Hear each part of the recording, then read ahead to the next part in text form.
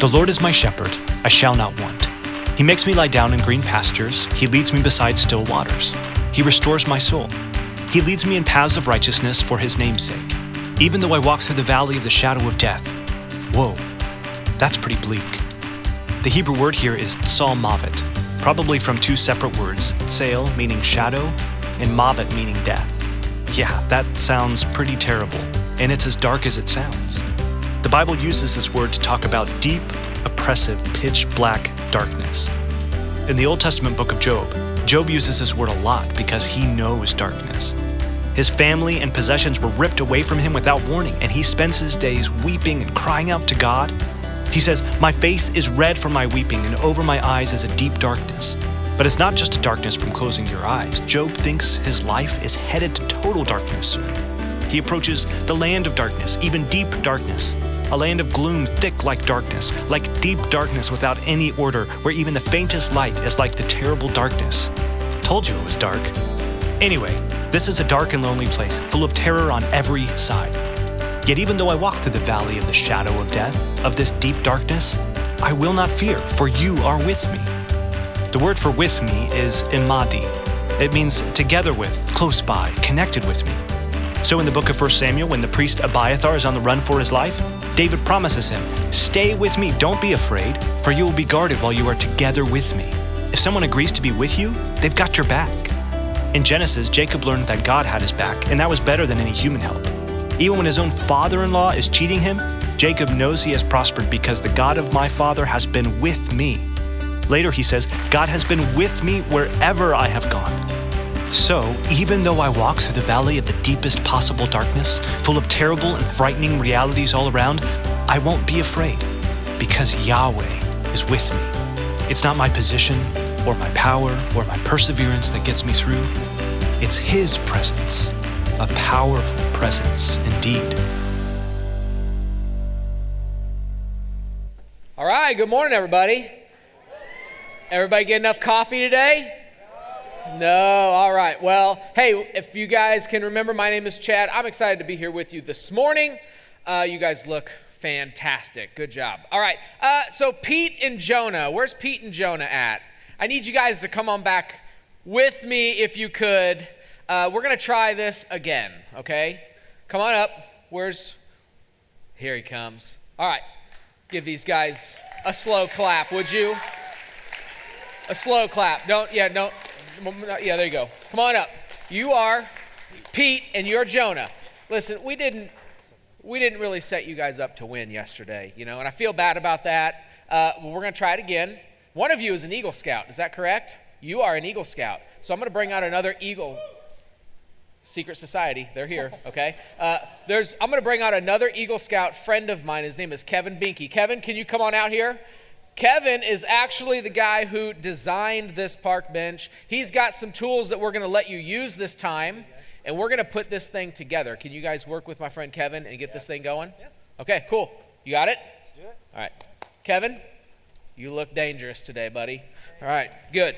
All right, hey, while we get started here, and they're going to do this. While they do this, they're going to make all sorts of noise, and I'm going to tell you a real dumb story on myself, okay? I don't know if you are anything like me, but every now and then I get these ideas that in my mind I think they're really funny, and they seem like it's a good idea until you actually get somewhere in the middle of it and you realize I shouldn't have done this, okay? Anybody ever do that? You have some thoughts, and sometimes it depends on who you're with and how tired you are as to how funny it might be and how bad of an idea you find out it to become, right? Okay, so I'm a high school pastor in Indianapolis. We went to a week of CIY Move up in Holland, Michigan this one time, and when we came back from being at CIY Move, we drove down from Holland, Michigan, and to Cincinnati, Ohio. In Cincinnati, Ohio, on our way home, there's this theme park called Kings Island. It's a roller coaster park, all right?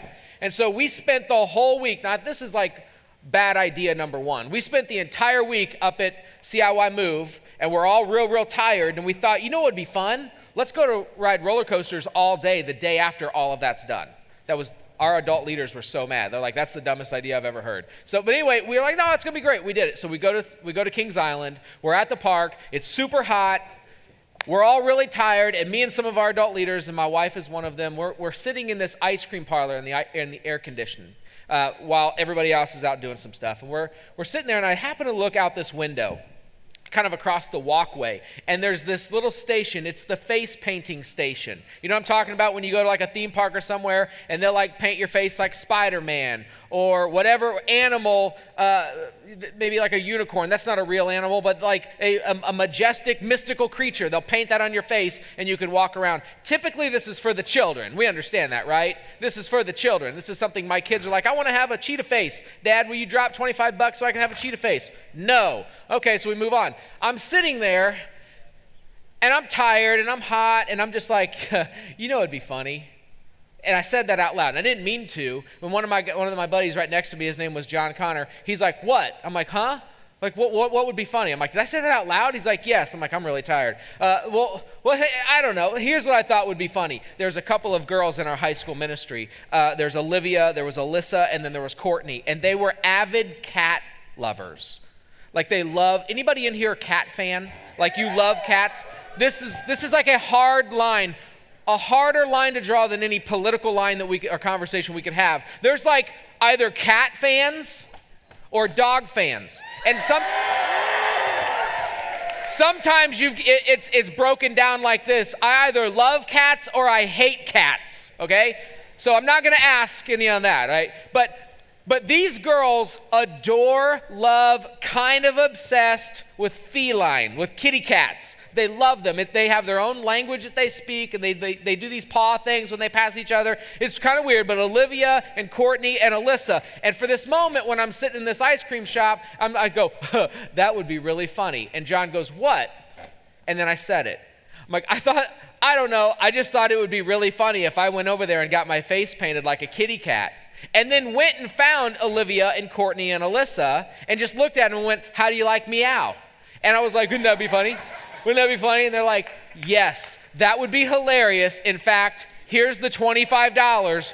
Go do it now. And it was like a very, very surreal moment. You know, like when you're at the airport and you're on those like express walkway things that make you go faster. And you're like, whoa, I'm really going a lot faster than I meant to. That's kind of how I was being pushed from the ice cream shop over across the sidewalk to the face painting station. And, you know, oddly enough, there were no lines at the face painting station.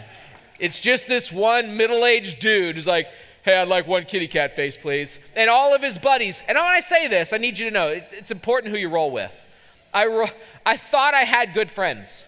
And I'm putting my wife and an elder from our church in this category. I thought I rolled with good people, but they set me up, man. They set me up, and they dropped the money. They're like, get this guy in the seat before he changes his mind and paint his face. And they're going through the catalog. No, not this one. No, not this one. And they're like, what about this one? No. This is the one. This is the kitty cat face right here. I'm like, I don't know if this is such a good idea. Next thing you know, and she's like doing this to my face. She's like, sit still. Don't move your nose. Move your hat. All this. And then this face painter lady, she starts bringing in all of her other face painting friends. I'm not kidding, not just the ones at their booth. There's other booths out along the park. They're like on their walkie-talkies. You need to get to section B. You need to get over here right now. Code red, code red. And they start coming in, and they're all huddled in around me, and they're like, yeah, that looks good. Keep doing that. And then like all of a sudden, someone takes a thing of glitter. It's like, wait. Whoosh, and they throw glitter in my face. Yeah, like now. This was their favorite day. When they went home that day, and their spouse or their friend or whoever was like, how was your day today? They didn't get the typical response like it was okay. They're like, today was the best day of painting faces ever in the history of face painting. Because this one idiot dude come up, right? And this is me. Show the picture really quick. I got a picture. It really happened. Please take it down. Like 2 seconds to take it down. Thank you. Okay, so that's me at Kings Island roller coaster theme park on a Saturday in the middle of the summer in July when lines were like 2 hours long to ride the kiddie nobody wanted to ride, okay? That's me. And just like I had all of these friends huddled in around me like, do it. Like my wife, an elder from the church, they took pictures and they scattered. Like they left me completely hanging. So now I'm like looking around like, where'd everybody go? Everybody it's just me now. Okay, this is how it's going to be. It's just me standing here at this park, my face painted up. Well, that one guy standing next to me, his name was John Connor. He's like, hey, I won't leave you. I'm going to stay with you. So now, here's what I didn't think through. I thought it'd be funny if I found Alyssa and Courtney and Olivia and said, how do you like meow? I had no idea where they were. This is a giant park. I have no clue where they're at. And there's like no cell coverage that day in the park because it's all real busy. And I couldn't find them. I couldn't get a hold of them. So I had to do like one big lap around the entire park. Took, 20 or so minutes. And that's me with a fast pace, moving as fast as I can, like speed walking, which looks really good on a Saturday as a middle-aged dude painted up as a kitty cat, to be like swiftly running or walking, not running, just walking swiftly. Here's one thing. You get some crazy looks from people. You get some awkward, maybe off-colored remarks from people when you're walking as a dude with a face painted like a kitty cat in a theme park. You also get some real weird looks when it's just you and another dude that are walking through Kings Island and your face is painted up on a Saturday, right? Looking for 3 girls. I finally found them 45 minutes later. 45 minutes later, yep, that's right. Find them, and it wasn't as funny as we all thought it was going to be. In fact, I looked at them and I was like, hey, the bench looks great, guys. You're doing good. I find them, they're in line for like a ride, and they're kind of like looking over this fence, and I'm like, hey, Olivia, Courtney, Alyssa, hey. They're like, hey, Chad, what are you doing? Like, hey, well, I got my face painted like a cat. Now listen, I'm not like right here with them. I'm like, hey, look, they're in line, and I'm like way over here. I'm not going to stand in line. I'm shouting about 20, 30 feet away. Hey, look at me. I'm painted like a cat. And they're like, yeah, we see that. Okay, what do you want us to do with that? Like, is everything okay? I'm like, well, how do you like meow? They're like, okay, bye. And I was like, definitely not my greatest or finest moment, And then it gets put on Facebook or social media. And when I think that the whole thing's over, like I get a phone call the next day from my dad. I'm like, hey, Dad, what's going on? He's like, yeah, hey. I'm like, what? It's like, so what's the deal with you walking around? You know your grandmother's on Facebook. You know that, right? Everybody's worried about you. What is happening right now? I'm like, Dad, it's not a big deal. How do you like meow, right? Ha-ha. He's like, not funny. Take it down. Don't, remove it. Have some. Like, okay. So anyway, I say all of that to say this. That walk, not fun.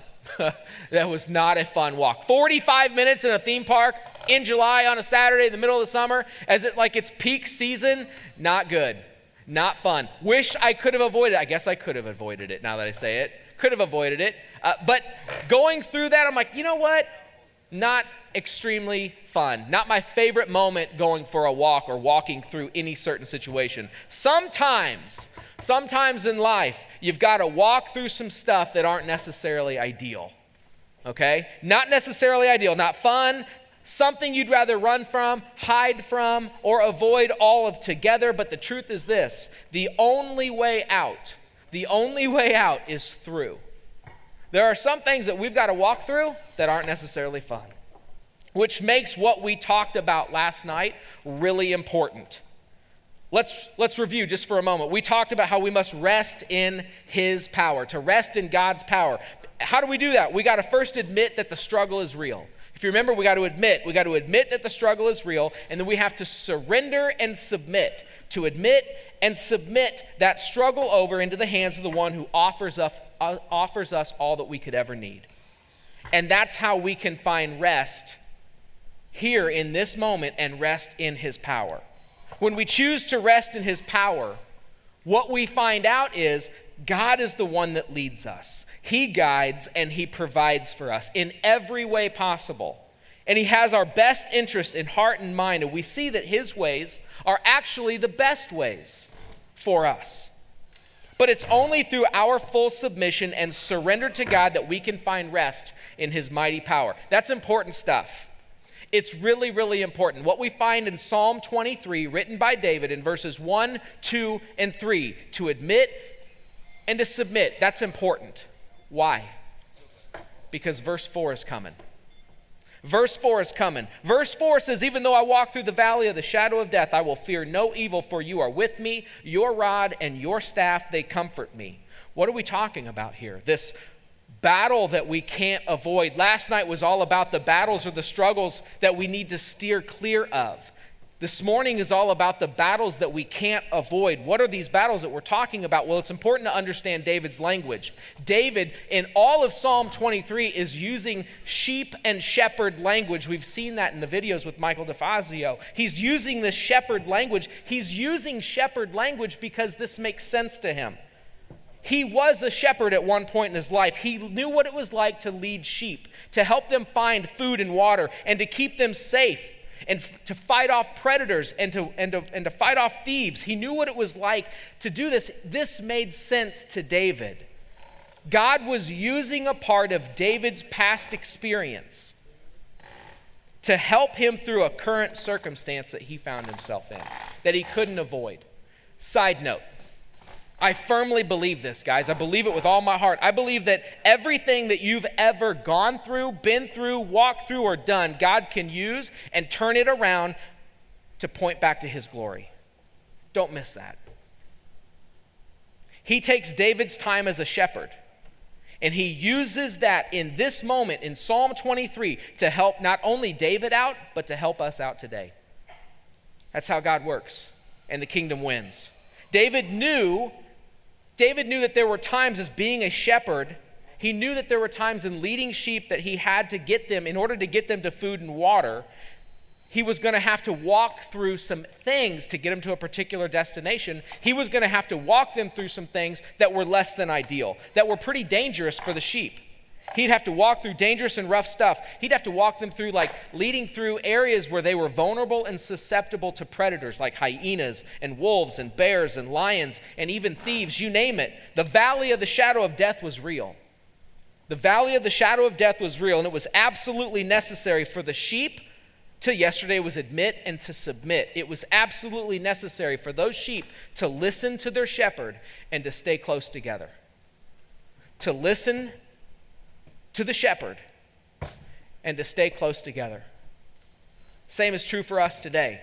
We got to listen for his voice, fight to hear his voice, and stay close together. We got to fight, we might not be facing hyenas and bears and lions and wolves and all of that stuff, but we do have a valley of deathly shadows that we simply can't avoid. And the only way is through. We face things all the time that we'd love to avoid, but can't. Divorce is a real thing. Some of you have walked into the kitchen and have been sat down by someone you love, like a mom or a dad. They said, you need to sit down, we got to talk. And they break some really horrible news to you that you'd love to run from. You'd love to avoid. You'd love to say, this can't happen. This needs to be a battle that I got to stay away from, but you can't. And the only way is through. Some of you have been sat down by someone you love and they have said, listen, your grandma has breast cancer and she starts treatment here really soon. And we didn't find it out until way late in the game, and so we don't really know what to do. That's a situation that you'd love to be able to avoid. There's a girl in our high school ministry who walked in from after volleyball practice here just this fall. And she found her mom dead on the living room floor. Leah would have really wished to avoid that set of circumstances. That valley with the deathly shadows is real for Leah. We know what it's like, whether it's cancer, it's sudden death, it's someone in your family that's sick, it's a situation that has come down and smacked you in the face and you can't help but deal with it. And the only way out is through. Satan, I need you to know that we face these things like divorce and breast cancer, abandonment and death. We battle these things, but you need to understand why these things are there. I need you to know that the enemy isn't cancer. The enemy isn't the death we face. The enemy isn't the situation that's in front of you that you'd love to avoid, that's not your enemy. That's not the enemy you face. They are weapons that the enemy is using against you as you walk through this valley of a shadow of death that you can't avoid. And you've got to listen for his voice, and you've got to stay close together. You need to understand that you do have an enemy that is prowling around like a lion, looking to kill, steal, and destroy you, to remove you away from your pack, to remove you away from your shepherd, to get you off away and off to the distance by yourself in isolation, scared, alone, and defenseless, so he can prowl on you like a lion to kill, steal, and destroy you. The enemy isn't the things that we face. It's the one who puts them in our way and makes us face them. But the reassurance that we have here is this: we have a shepherd, and he is present with us always. And we can rest in his presence. No matter what we face, no matter what we walk through, we can rest in his presence. He's always close. He's never far. He's never absent, and we can rest in his presence always. Now, some of you might go like, well, when I find myself in this situation, or as I am in one of these situations, sometimes it's hard to hear his voice. Maybe I need you to know that that doesn't mean that he's ever abandoned you. Absence and silence, there's a difference. I have 3 boys. I said that last night. I have Abram, Micah, and Sammy. And Sammy's our 6-year-old. And Sammy is usually the one who's like, he's just as attached to our hip. He talks all the time. He's got to be really close to mom and dad always. Well, sometimes he'll be up in his bedroom and he's working. Oh, look at this bench. Hold up. Push me now. How's this? This is good. Can I sit on it too? Yeah, come on. I'm going to try. I was going to sit on your lap, but thank you. I mean, it can. This is a sturdy bench. Whoa, Kevin, yeah. whoa. Yeah. We got Eagle Scouts on the project. Thank you very much. You guys did. Thanks, guys. This is fun. Thank you so much. Thank you. And I thank you, sir. Thanks, man. Isn't Kevin the best? He's so great. Wasn't that so much easier? Wasn't that so much better? Like, look at this. Now it's the way it's supposed to be. We had the guy who designed it and created it come on out and help us. Doesn't that just sort of like help us with what we were talking about last night? To have the designer and creator, the one who's mapped out our life and knows us, to be able to come alongside and help us out and to give us something that's sturdy that we can rest on. Man, that's good. I'm taking that home with me, literally. Okay, anyway, my son Sammy, when he's upstairs and he's playing and I'm like in the room right next to him, I'll hear him in there and he's playing, he's talking to himself, and he's got a big imagination, so he's playing with all of his toys and he's just playing away. But he knows that I'm close. He knows I'm either like right out in the hall or I'm right in my room next to him doing something else. But every now and then, like when I go downstairs and it's been 5 or 10 minutes, every now and then, you know what Sammy does? Daddy? I'm like, yeah, buddy. Where'd you go? Oh, I'm right down here. I'm doing some dishes, or I had to put something away, or I had to go grab something. I'm right here. Okay, I just want to make sure you were there. He's making sure that the proximity between him and his dad is still remaining close. He's got this something in him that he just wants to make sure that, like, you still there, Dad? You still there? When we go through our valleys, in the Bible it says when you draw near to God, he draws near to you. And when you shout out his name, when you call on his name, there might be moments where you feel like I'm really afraid, I'm scared. This is a situation that I don't like, and I would love to bolt, I'd love to scatter, I'd love to run away. I don't want to face this. But when you face these moments, when you walk through your valleys, I need you to understand something. He is with you always. And you can rest in his presence. The moment you scatter, the moment you try to put matters into your own hands, it's as if you've disassembled this thing right here, which is sturdy, and you can rest on fully. It's like you just disassembled it and tried to put it back together all by yourself with no help. And to hold it all together, it's like you scatter off and you found yourself like a sheep, defenseless. A sheep is defenseless against a lion. A sheep is defenseless against about anything, right? It can't defend itself. And when it's away from its pack, when it's away from its shepherd, it is in a dangerous, vulnerable, susceptible, scary place. And just like my son shouts out every now and then, I just need you to know that it's okay, that he's listening. Listen for his voice. Draw near to him when you can. And then to stay close together. Listen and to stay close together. You got to stay close together because there's strength in numbers. I love the fact he says that you are with me, my rod and my staff. It comforts me. It says that there is a call for this flock to stay together with the shepherd. And there's a one part, yes, you stay with your shepherd, but I think you stay together. And there are a lot of times where we want to scatter and we want to run and we want to alienate and isolate ourselves. But I need to challenge you guys as youth groups, as families. You've got to stay together. Some of you are like, I feel like I'm the only one walking through this, whatever this is. I promise you, you are not alone. God is with you, and you've got people that he has placed in and around your life that you are with as well. And you can find comfort and peace in that. The presence of the Almighty working through his church, working through his community. You can rest assured on that. This fall has been a really heavy season in our student ministry. High school pastor in Indianapolis. One Sunday, we were really excited. We had like this whole big night planned. We had, at the end of the night, we had a fire department coming. We were going to do a big old slip and slide. A bunch of high schoolers were there. We were excited about it. I know our students were excited about it. It was 5:48. Our program starts at 6 o'clock. It was 5:48, and one of our guys, one of the guys who works, he's a small group leader in our church. He walks up to me and he shows me his phone at 5:48, and it says Shay. Okay, Shay was one of our seniors. He's a senior this year, one of our high schoolers. He just shows me the phone. He got this call from Shay. And I'm like, okay, well, what's going on? He's like, I need you to come in here with me. When he says, I need you to come in here with me, that's never a good thing. 12 minutes before the program's actually going to start. We walk into this room. He closes the door, and he goes, Shay just called. Something happened at home. Something's wrong with Seth. Seth is his 16-year-old brother, also in our student ministry. Something's happened with Seth. I don't think it's good. Shay's really scared.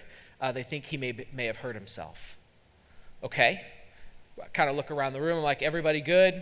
Everything's good for outside, for the slip and slide, and the fire department, and this. You got this, you got this, you got this, right? Cool. Everybody break. I'm going to Shay and Seth's house. I dart over to Shay and Seth's house. I see a fire truck. I see a police car. I see an ambulance. And the ambulance is the first to roll out of the driveway. I look to the police officers. I name drop. I've got two brother-in-laws who are IMPD officers. I'm like, hey, know these guys. I'm from the church. Can you tell me what's going on? No. Is he alive? Is he okay? He is alive, and they're heading to the hospital. So I beeline to the hospital. I get there, and I find out that Seth had hung himself that night. A 16-year-old in our student ministry committed suicide. His dad found him, pulled him up, resuscitated him, and they got him to the hospital. For the next 10 to 12 days, they kept him alive on machines, and then we said goodbye to Seth. That was a valley. For me, for our student ministry, and for his brother, who walked downstairs and saw something that he will never be able to avoid.